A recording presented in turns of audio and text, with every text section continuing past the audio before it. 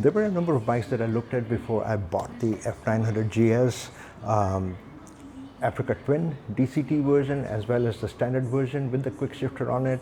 I looked at the Honda Transalp, the Husqvarna Norden 901, both the standard version as well as the Expedition version, and the Tuareg 660. Now, if I decided not to buy those bikes, it doesn't mean that those bikes, there's anything wrong with those bikes.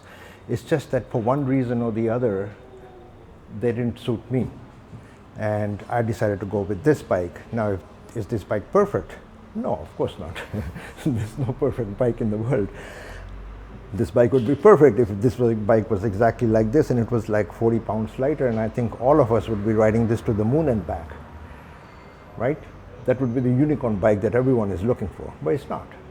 But I'll go over the reasons why I decided not to go with the other bikes, and it might help some of you who are looking at bikes to buy bikes right now and doing comparisons just like I did. It might help you take a decision. And again, I'm not sponsored by BMW or by anybody else. So these are all my personal opinions. The Africa Twin DCT version, I was really interested in the DCT version because the idea of not having the bike stall on me was really appealing to me. And I've never ridden a DCT before, but I did a lot of research, and of course, like everybody else, I looked at a lot of YouTube videos, and so it appealed to me. But when I test rode the Africa Twin, it's a beautiful bike. It's really grounded. It rides really well. The version that I test rode was the standard version. It didn't even have a quick shifter on it, and even that felt really good. So quick shifter, I don't mind. Like, you know, I can imagine what it would be like with a quick shifter. But with the DCT now, all you have to do is sit on the bike and go, literally, and it won't stall on you. So that really appealed to me. The reason that I let go of the Africa Twin is the weight. I am in Portugal. If I was in a place, let's say in America, in San Diego, for example, where you could not avoid getting on the highway, the main highway, the 5, you couldn't avoid that. And like, even if you have to go a little bit out of town to do some riding in the country, you still had to go on the highway. So for road riding, for highway riding, it's perfect. But here, Portugal has beautiful off-roads, and I really want to do the off-roads, and I couldn't imagine myself taking that weight of a bike onto an off-road situation. So that's why I let the Africa Twin go. Otherwise, the bike is good. The Transalp, for some reason, just didn't fit me right. Maybe it's my long arms. I don't know. It just didn't feel right. The Tuareg 660, on the other hand, was awesome. It felt good. It rode well. It fit me beautifully. The reason that I let go of it is because Aprilia doesn't have that many dealerships around. I looked at a lot of online forums, and just in case, I'm saying it's not that people, you know, beware of one thing, that on online forums, you get people who have had, there's a flyer around here. Online forums, there are people who have had problems with their bikes, so it gets blown out of proportion. And the people who don't have problems with their bikes, so if, let's say, you know, 1,000 bikes, I'm just giving a hypothetical example, like if 1,000 bikes are sold, and let's say 15 people have had issues, and all 15 are like online and blah, blah, blah, blah, blah, blah, blah. And the other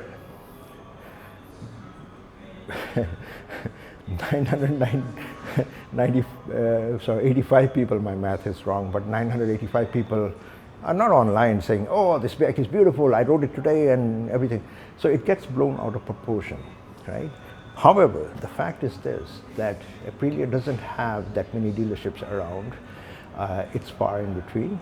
So if something goes wrong, then for sure it makes common sense that you would have to wait a while before you get the part and for you to get it fixed. Like you might have to get the bike towed to a distance, like it might have to go to a dealership or wherever it goes to, there would be a distance involved for sure. So that's the reason why I let the Tuareg go.